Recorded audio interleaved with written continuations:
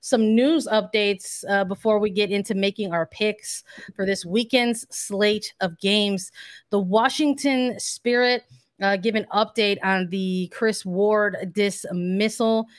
Their club president, Mark Kikorian, stepping in to have a press conference addressing the media today on Thursday, and basically said that the dismissal ultimately came by way after a incident occurred at the training grounds, and ultimately the Spirit have notified the NWSL and the NWSL Players Association.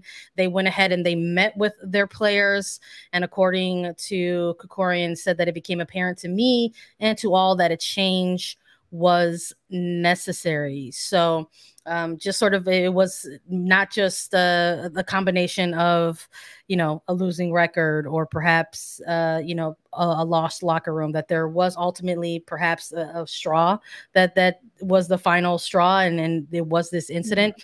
There was no further details about that. And quite frankly, it sounds like the club's trying to be as transparent as they can be. I know the perception of that is that they are not, but if there are players involved in an incident, I think you have to try to be respectful of that at this moment. If players are not, you know, willing to, you know, sort of give additional details about that, I think that maybe that has to be respected. But within this, it was somewhat of a shorter press conference. There wasn't additional details in terms of you know, a next coach to be named or an interim. That is actually in the process. They have, you know, mentioned that there are background checks that they are awaiting on, that this is something that they are trying to take their time with, of course. And Angela Salem is still in the meantime running practices and trainings for the team. And it's likely going to be on the sidelines for the Spirit when they take on Houston this weekend. Yeah, I think something that you said is very important to reiterate with this situation. Of course, transparency and details are not only necessary to make things better moving forward, and for the transparency for fans, because a lot of them just want to know, which is fine. But there's always another side to a story and a situation. And I don't think that in this situation, the Washington Spirit is protecting Kris Ward. They may be protecting a player. And they took the necessary steps to tell the NWSL, to tell the NWSL Players Association, to report the incident, to remove the coach from the situation, and now report on it. Perhaps it's not the way fans would have liked to see it happen, but there's also a bit of a learning curve, right? A year ago at this point, things probably would have happened very differently, and things did happen differently in the NWSL. So we're already making those stepping points to move forward and to work on transparency, and to have that level of transparency between the clubs, the coaches, the players, the fans, and the media. But there's you're not always going to find out everything, because sometimes it's not in the best interest of the player, or maybe someone that was on the receiving end of this, to reveal all of that. And that's their personal discretion. So, of course, if there's another update, like, we'll chat about that and bring it to the show and discuss it. In the meantime, that's just what is, you know, out there at the moment. And, you know, this was the firing, the termination was announced on a Monday. It's Thursday now where this press conference has taken place. And I have to imagine if the incident that they're referring to occurred on a Friday and then the dismissal came on a Monday, things are sort of happening in the process in which, you know, as quickly, I think, as they can possibly happen. And if you're talking about from Friday to Thursday, nearly a week in between that, if the league and the NWSL Players Association has been notified of this, that they're also maybe trying to take the appropriate steps as they deem necessary.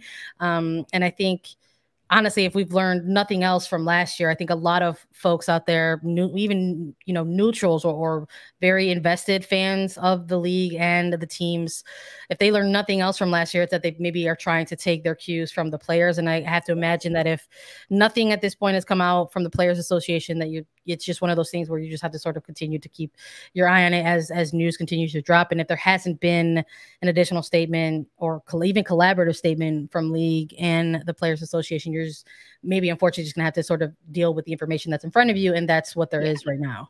I mean, that's kind of like the situation when you think back to James Clarkson, former Houston head coach. There's still been no update on that report.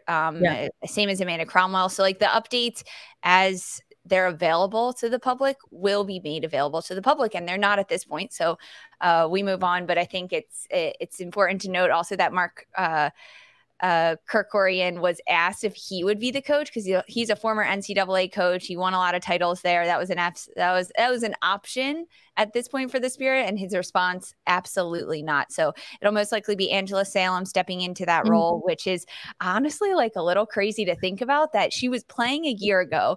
She retired a few months later, signed on to be an assistant coach, and then literally within 1 year of retiring, she's now acting head coach. I mean, I'm saying those words, they were not out there. Acting head coach of the Washington Spirit, reigning NWSL champions. Like, man, life moves fast. I was just thinking about, I was like, God, I feel like we were just talking to her on here, like with A3, like talking like about her joining up with the Spirit, like going from a former player to retirement to like becoming, someone on the coach on the coaching staff. And it's just like, here we are, like in August, just months and months later, and having a different conversation about that as well. Some other news in the women's soccer world that we want to touch on before we get into making our picks across NWSL weekend.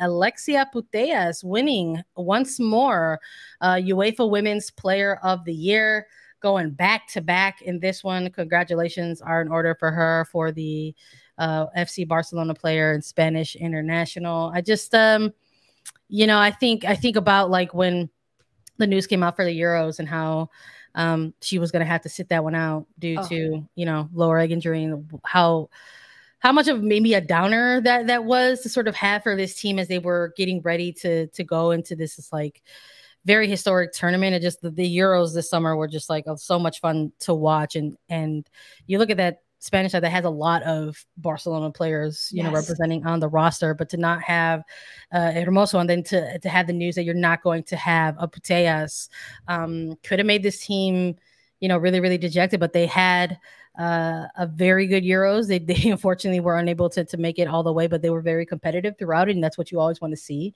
at the highest levels of soccer. And I think it's a very special player that we're watching here in Alexia Putellas. So 2 for 2 for her. So congratulations on her. I mean, truly huge. I think, the tearing of the ACL was a bit devastating, but this, I don't know, it makes me very happy for her. She should be very proud. She led Barcelona to the Champions League final last summer, 18 goals, 15 assists in La Liga.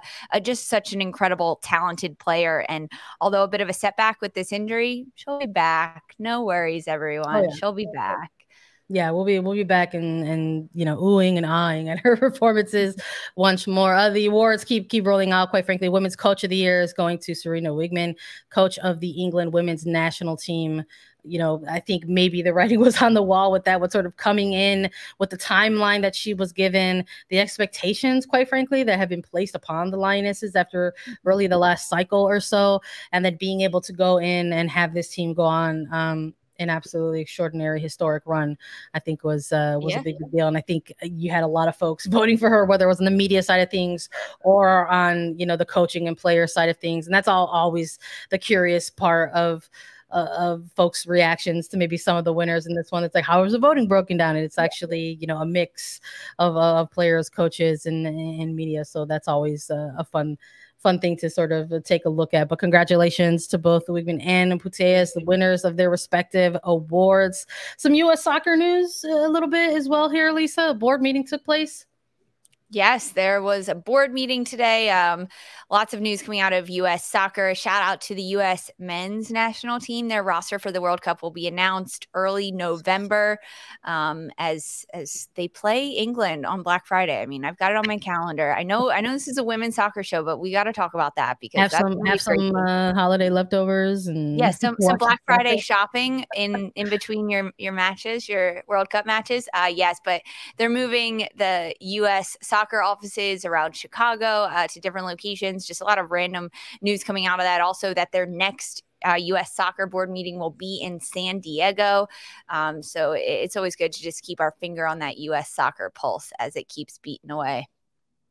Yep. excited to sort of see if anything else comes out from the U.S. men's side. I know that whenever the word roster starts coming around, it sort of puts us in a little bit of a different mindset. Who's going to be on it? Who's going to be left off? And we're here to chat about, the women's national team, of course, but all that stuff is always exciting to see the reactions to those when it eventually does exciting. drop. And we gotta plug our family here at CBS Sports. If you're into the U.S. men's national team, you want to know everything about it, you got to listen to and watch In Soccer We Trust, our men's soccer show. It's led by Jimmy Conrad, Heath Pierce. They do just fantastic stuff. Charlie Davies. It's a great podcast, great live YouTube. Go check it out. In Soccer We Trust. They do an incredible job, all former players that talk about the game, and they'll give you a roster breakdown for the U.S. men's national team. Now they'll give their predictions. Come early November, they'll give their reactions. So go give them a follow so you stay up to date on that. Yeah, shout out to the homies. I'll be watching when that drops. So I appreciate U.S. Soccer and the board meeting giving an actual date about when we can actually take a look and tune in for that.